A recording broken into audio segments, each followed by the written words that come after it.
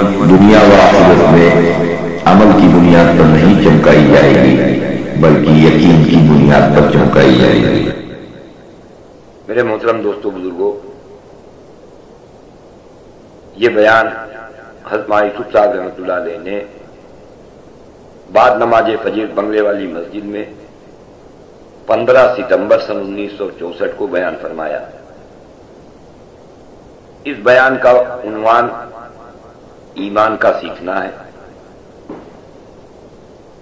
اس میں حضرت نے فرمایا کہ میرے عزیزوں اور دوستوں، سب سے بڑا سرمایہ، سب سے بڑی دولت اور سب سے بڑی مایا جسے حاصل کیے بغیر انسان کی زندگی ہر طرح کے خطروں میں گھری ہوئی ہے، اور وہ سرمایہ ایمان ہے۔ یہاں یہ بات یاد رکھنا کہ ایمان کا سرمایہ سیکھنے سے حاصل ہوتا ہے، اور ایمان کے سیکھنے کا مطلب یہ ہے کہ اپنے یقینوں کو مخلوق سے خالق کی طرف موڑا جائے، کہ ہر بنی ہوئی چیز سے اپنے یقینوں کو بنانے والے کی طرف موڑنا ہی ایمان کو سیکھنا کہلاتا ہے۔ اول تو ایمان کے بغیر عمل قبول نہیں ہوتے، دوسرے ایمان کے بغیر عمل پر استقامت حاصل نہیں ہوتی۔ ہاں، بہت سے بہت اگر یہ عمل پر جمع بھی رہا تو عمل کا اثر ظاہر نہیں ہوتا، یعنی اللہ نے عمل پر جو وعدے کیے ہیں وہ وعدے پورے نہیں ہوتے۔ آج بہت کم لوگ تبلیغ میں لگے، اور جو لگے بھی ہیں وہ جمے کم ہیں، اور پھر جب ان جمنے والوں کو ایمان کے سیکھنے کے لیے بلایا جاتا ہے تو گھروں میں جا کر بیٹھ جاتے ہیں۔ ان کے گھروں میں جا کر بیٹھ جانے کی وجہ یہ ہے کہ انہوں نے تبلیغ میں نکل کر یقین نہیں سیکھا، عمل سیکھ لیا۔ حالانکہ حضور صلی اللہ علیہ وسلم نے سب سے پہلے اپنے صحابہ کو ایمان سکھلایا، اور ایمان کو سکھلا کر ہی عمل کا سلسلہ قائم کیا۔ صحابہ خود کہتے ہیں کہ تعلمنا الایمان ثم تعلمنا القرآن۔ ابن عمر رضی اللہ عنہ نے کہا کہ لوگ ایمان کو سیکھے بغیر قرآن پڑھ لیتے ہیں، اس لیے سارا قرآن پڑھ گزرتے ہیں پر ان پر ذرا بھی اثر نہیں ہوتا۔ آج اچھے سے اچھے عمل مسلمانوں میں موجود ہیں، لیکن دنیا میں جوتے کھا رہے ہیں۔ یہ دنیاوی ترقی میں چاہے جہاں پہنچ جائیں، پر یہ یاد رہے کہ حضرت محمد صلی اللہ علیہ وسلم کے لائے ہوئے عمل دنیا کے سارے نقصوں کو گرانے کی طاقت رکھتے ہیں۔ ہم نے ایمان کو نہ سیکھا، اس لیے ہمارے اندر نہ ایمان کا داعیہ، نہ ایمان کی فکر، بس عمل اور عمل۔ اس لیے اللہ جل جلالہ ومن والہ نے سب سے پہلے اپنے بندوں کو 5 لائنوں سے اپنے یقینوں کے بدلنے کا مطالبہ رکھا ہے۔ آمنا باللہ والیوم الآخر وملائکتہ وکتبہ والنبیین۔ ان 5 لائنوں کے ایمان کو سیکھنے پر خود کو لگاؤ۔ یہ مسجد میں روزانہ کی مشق ہے، روزانہ کی محنت ہے، اور روزانہ کا کام ہے۔ اس کے لیے خود بھی آؤ اور دوسروں کو بھی لاؤ۔ مسجد میں آ کر جو سب سے پہلا یقین اپنی ذات کے اندر پیدا کرنا ہے وہ یہ ہے کہ تمام جماعت سے یقین ہٹ کر اللہ کی ذات و صفات پر ہمارا یقین آ جائے۔ آمنا باللہ۔ اس کا کیا مطلب ہے؟ اس کا مطلب یہ ہے کہ ہمارا یقین مال اور مال والوں سے ہٹ کر، جائیداد اور جائیداد والوں سے ہٹ کر، حکومت اور حکومت والوں سے ہٹ کر، عہدہ اور عہدے والوں سے ہٹ کر، زمین و آسمان کے درمیان کی چیزوں سے ہٹ کر، چاند اور سورج سے اور تمام انسانوں سے ہٹ کر، یہاں تک کہ خود اپنی ذات سے ہٹ کر یہ سارے یقین اکیلے اللہ کی ذات پر جمع ہو جائیں۔ بس اس میں ایک بات اور سمجھنے کی ہے کہ آج کسی مسلمان سے بھی یہ پوچھو کہ مسئلہ کس سے حل ہوگا تو ہر مسلمان یہ کہتا ہے کہ سب کچھ اللہ سے ہوگا۔ اچھا، کیسے حل ہوگا؟ اس سوال پر مسلمانوں کا جواب یہ ہوتا ہے کہ فلاں کام کے لیے یہ شکل اختیار کرو اور فلاں مسئلے کے حل کے لیے یہ شکل اختیار کرو تو کام ہو جائے گا۔ اب شکل اختیار کرنے کے کیا معنی ہیں؟ اس کے معنی یہ ہے کہ تم ابھی نہ اللہ کی ذات کو سمجھے ہو اور نہ اس سے ہونے کو سمجھے ہو، بس بے سمجھے بول رہے ہو کہ اللہ سے ہوگا، بس بول رہے ہو اللہ سے ہوگا، حالانکہ اللہ کی ذات شکل سے پاک ہے، وہ شکل و صورت میں نہیں ہے، وہ تو شکل و صورت سے پاک ہے۔ نبیوں کی بات یہ ہے کہ شکل سے نہیں ہوتا، بغیر شکل والے اللہ سے ہوتا ہے۔ اس لیے سب سے پہلے اپنے دلوں سے یہ یقین نکالو کہ شکلوں سے ہوتا ہے، یہ پہلی بنیاد ہے کہ شکلوں سے نہیں ہوگا، جو شکل سے پاک ہے اس سے ہوگا۔ پہلا یقین اس محنت سے یہ تیار کرنا ہے۔ دوسرا یقین جو بدلنا ہے وہ یہ کہ زمانے کے اعتبار سے ہمارا یقین بدل جائے، آج کے دن کا یقین نکل جائے اور ویوم الآخر آخرت کے دن کا یقین آ جائے کہ پتہ نہیں میں شام تک زندہ رہوں گا بھی یا نہیں، پتہ نہیں کل کا دن آئے گا بھی کہ نہیں، پتہ نہیں یہ ضرورت کل پڑے گی یا نہیں، پتہ نہیں یہ مسئلہ پیش آئے گا یا نہیں۔ جب دن یقینی نہیں تو اس کے اندر کے مسائل بھی یقینی نہیں۔ قیامت کا دن 50,000 سال کا یقینی ہے اور اس دن کے مسائل یقینی ہے، تو موجودہ زمانے کا یقین نکل جائے، آج کا زمانہ ایسا ہے یقین نکل جائے اور آخرت کے زمانے کا یقین پیدا ہو جائے۔ پر تم کہتے ہو کہ آج کا زمانہ ایسا ہے کہ کوٹھی ایسی بن جائے، آج کا زمانہ ایسا ہے کہ کپڑے ایسے بن جائیں۔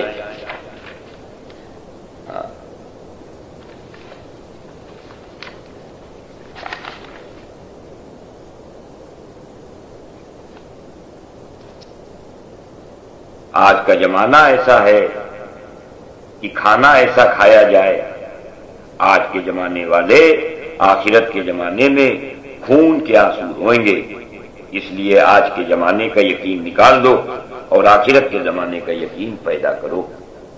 پھر تیسرا یقین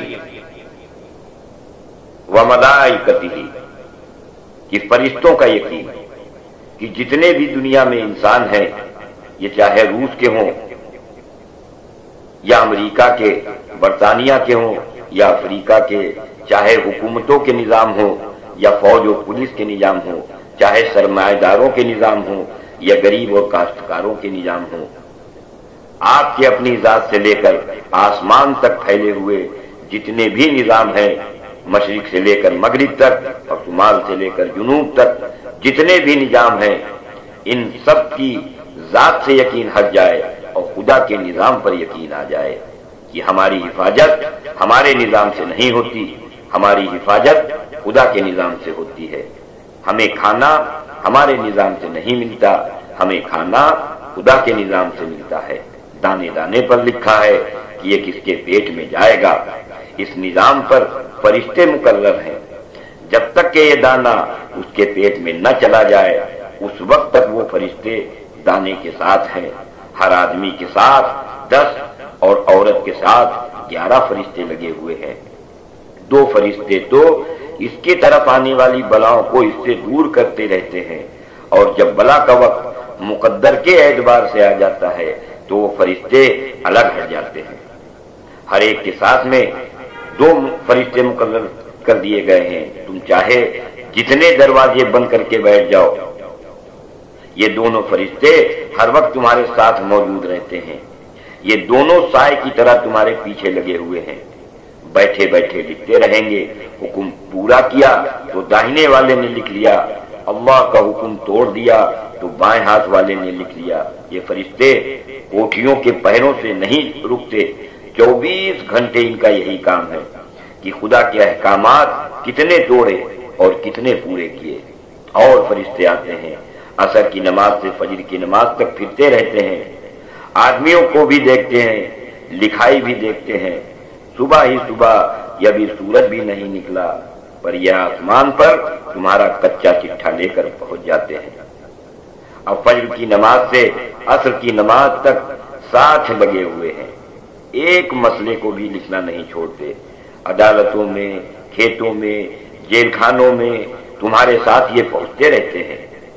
असर की नमाज में रात वाले शरीक हो गए।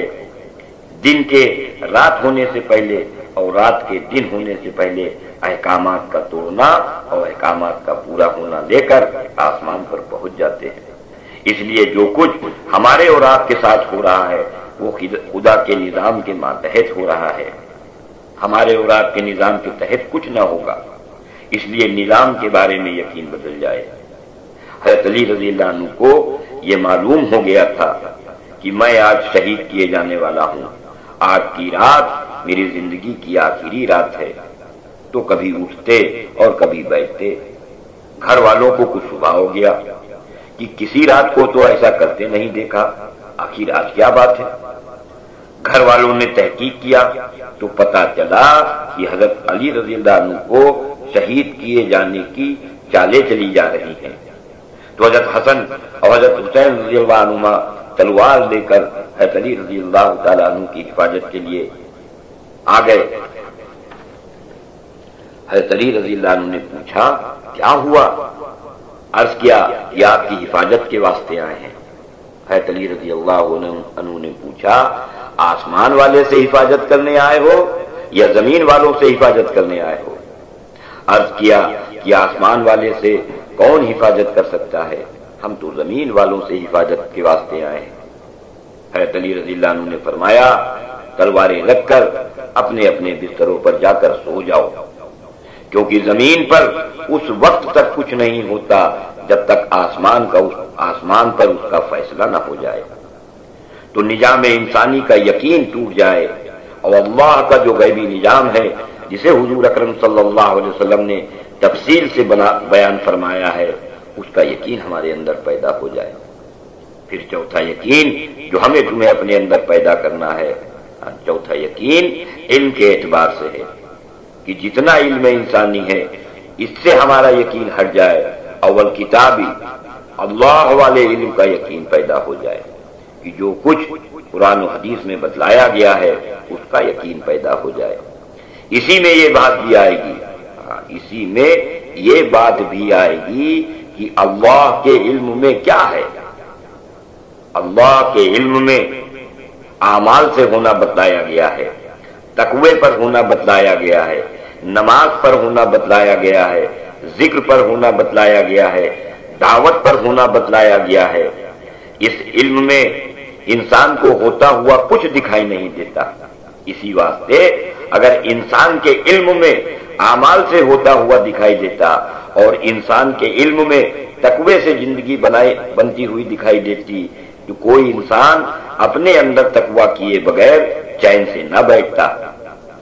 आमाल से जिंदगियों को बनाना कि हमारा यकीन इल्म इंसानी से हट जाए कि आदमी हवाई जहाज से चांद पर भी जा सकता है और जन्नत या दोजख में भी जा सकता है।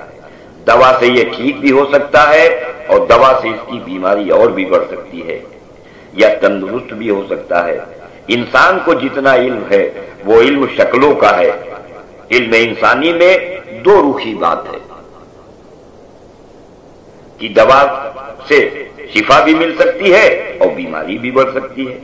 हवाई जहाज से चांद पर भी जा सकता है और आग भी लग सकती है। कारखाने से नफा भी हो सकता है और नुकसान भी हो सकता है। इंसान की जिंदगी कैसे बनेगी ये तुम नहीं जानते। इंसान की जिंदगी कैसे बनेगी ये रूस नहीं जानता। इंसान की जिंदगी कैसे बनेगी ये अमेरिका नहीं जानता। इंसान की जिंदगी कैसे बनेगी ये अफ्रीका नहीं जानता। इंसान की जिंदगी कैसे बनेगी ये बरतानिया नहीं जानता। जो कहे कि फला चीज से जिंदगी बनेगी ऐसा कहने वाला शख्स जाहिल है, इसलिए कि इसे अल्लाह वाले इल्म की खबर नहीं है। अल्लाह वाला इल्म एक रुख का है और इल्म इंसानी दो रुख का है। ये बात कौन जानता है कि जिंदगी कैसे बनेगी? इस बात को इंसान का बनाने वाला अल्लाह ही जानता है कि जिंदगी कैसे बनेगी। अल्लाह वाले इल्म में सबसे पहले अलिफ लाम मीम कहकर अल्लाह ने ये बतला दिया कि جب تم شروع قرآن کے ان 3 حرفوں کو نہیں جانتے تو آگے بھی کچھ نہیں جانتے کہ کس چیز سے کامیابی ملے گی اور کس چیز سے ناکامی. تمہارے اس دور کی علم کو جسے تم خود نہیں جانتے اسے خدا جانتا ہے. ذالک الکتاب لا ریب فیہ ھدی للمتقین. یہ قرآن، یہ کتاب، یہ علم جو محمد صلی اللہ علیہ وسلم کے سینے میں ڈالا گیا، اس میں جو کچھ بتلایا گیا ہے اس میں کوئی شک و شبہ نہیں ہے. جتنی دنیا بھر کی شکلیں ہیں ان کو تو تم جانتے ہی ہو، پر ان شکلوں کو خدا کب کیا بنا دے یہ تم نہیں جانتے. کہ خدا لکڑی کو اژدہا بنا دے یا اژدہے کو لکڑی یہ تم نہیں جانتے.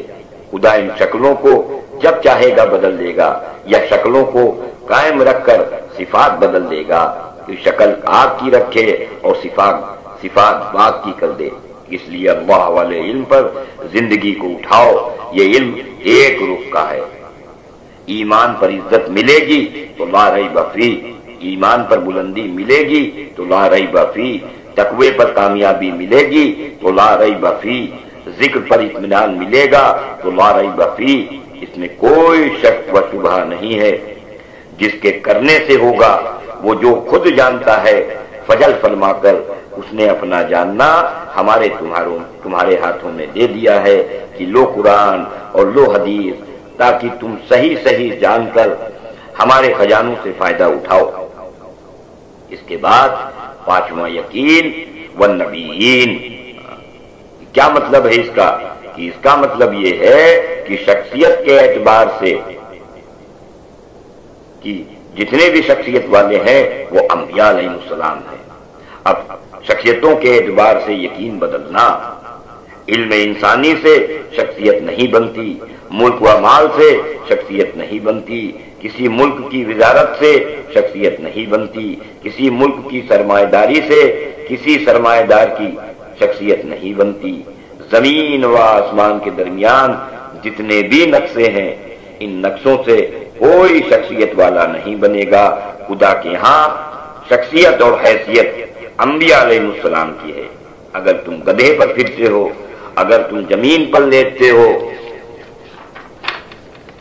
اگر تم جھوپڑے میں رہتے ہو، اگر تم چٹنی روٹی کھاتے ہو، اگر تم پھٹے کپڑوں میں رہتے ہو، لیکن انبیاء علیہ السلام والی زندگی پر چل رہے ہو تو خدا کے ہاں تم شخصیت اور حیثیت والے ہو.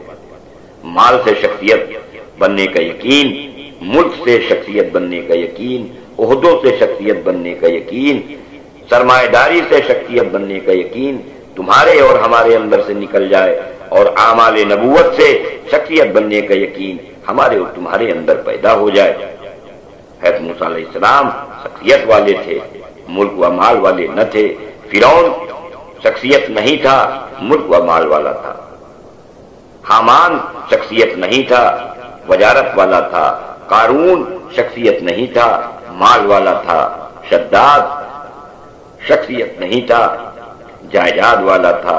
قوم سبا شخصیت والی نہیں تھی، کھیتی اور باغات والی تھی. ملک و مال کے نقشوں سے کوئی شخصیت والا نہیں بنتا.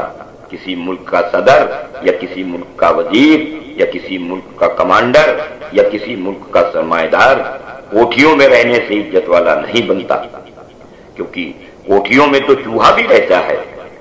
اگر کوٹھی والے کو تم کہتے ہو کہ یہ کوٹھی کی وجہ سے عزت والا ہے تو چوہے کو بھی کہو یہ چوہا بھی عزت والا ہے کیونکہ یہ بھی کوٹھی میں رہتا ہے. ہوائی جہاز میں چلنے سے کوئی عزت والا نہیں بنے گا کیونکہ ہوائی جہاز میں کتے بھی چلتے ہیں. شخصیت، حیثیت، عزت، مقام و منصب اور بڑائی ملک و مال سے قائم نہیں ہوتی بلکہ اعمال نبوت سے قائم ہوتی ہے. اس کا یقین ہمارے دل میں بیٹھ جائے. اس لیے ایمان کے سیکھنے پر آؤ. نبوت کے 23 سال میں سے 13 سال مکے میں حضرت محمد صلی اللہ علیہ وسلم نے صحابہ اکرام کو صرف ایمان کا سیکھنا اور سکھلانے پر ڈالا تھا.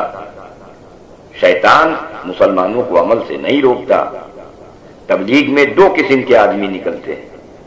ایک کمائی والے جو کمائیوں سے نکلیں گے پر یہ سارا وقت اپنے کمائی کے شعبوں کو سوچنے میں اور اس کے ہی خیال کے ارد گرد چکر کاٹتے رہیں گے۔ یقین انہی شعبوں کی شکل کے ساتھ جڑا ہوا ہے، اسی یقین کو باقی رکھتے ہوئے یہ نماز پڑھنے کو، روزہ رکھنے کو، حج کرنے کو، تبلیغ، تعلیم و ذکر کرنے کو تیار ہیں، پر یقین بدلنے کے لیے، ایمان سیکھنے کے لیے تیار نہیں ہے۔ حالانکہ ایمان کے بغیر عمل ایسا جیسے بغیر کرنٹ کے بجلی کا تار۔ آج شیطان مسلمانوں کو عمل سے نہیں روکتا، وہ جانتا ہے کہ اگر اس نے عمل کر بھی لیا تو اس کے اندر خوش فہمی پیدا ہوگی، جس کی وجہ سے یہ میرے جیسی نافرمان قسم تیار ہوگی۔ یہ ایسے بنیں گے جو راندے درگاہ ہو۔ اسی وجہ سے آج لوگ اپنے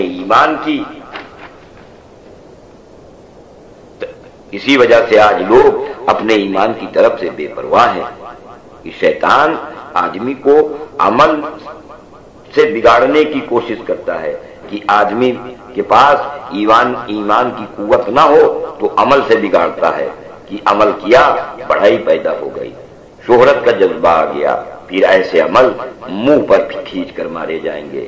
حضور اکرم صلی اللہ علیہ وسلم نے فرمایا، آخرت میں سب سے پہلے 3 آدمی پیش ہوں گے، ایک پڑھا ہوا، دوسرا صدقہ و خیرات کرنے والا اور تیسرا شہید۔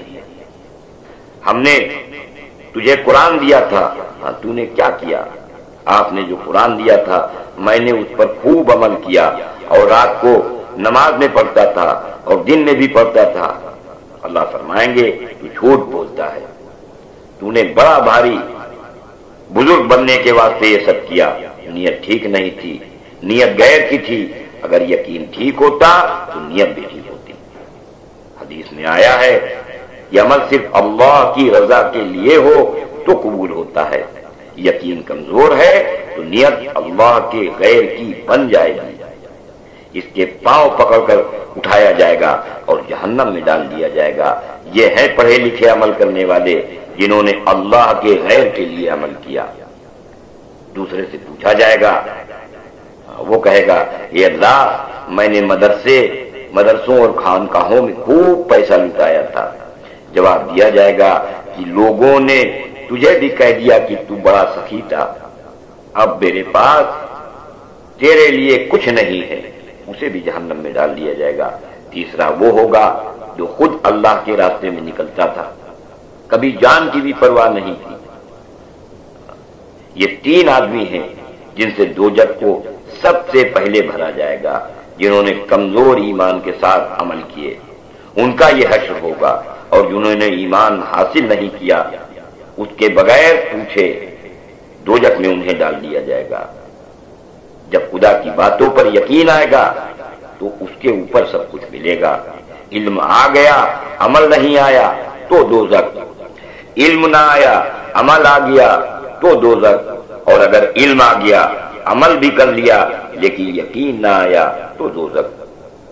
ایمان کا علم ایمان ہی کے لیے ہے۔ اول تو جنت صرف ایمان پر ملے گی، شرک والوں کے مقابلے میں ایمان سے چمکایا جائے گا، عمل سے انسان کو نہیں چمکایا جائے گا۔ اصل چیز سیکھنے کی ایمان ہے۔ آج مسلمان ایمان کو سیکھنے کے لیے تیار نہیں ہے کہ ہم ہی کمانے والے ہیں، ان کا پورا یقین اپنی کمائی پر ہے۔ دوسرا طبقہ جو کماتا نہیں ہے اور زبان سے وہ یہ کہتا ہے کہ اللہ کے دینے پر یقین کسی نہ کسی پر رکھتے ہیں کہ فلاں کر دے گا، فلاں سے مل جائے گا، فلاں دے جائے گا، اس کی تبلیغ تو خوب ہو رہی ہے پر اندر سے ٹٹولو تو گوبر بھرا ہوا ملے گا۔ تو ایمان کا علم ایمان ہی کے لیے ہے۔ نماز، روزہ، حج و زکات آخر میں ہے کہ جو ایمان پر مرے گا وہ جنت جائے گا، اور دعا بھی ہے کہ اللہ ہمیں جب تک زندہ رکھ تو عملوں پر زندہ رکھ، اور جب موت دے تو ایمان پر موت دے۔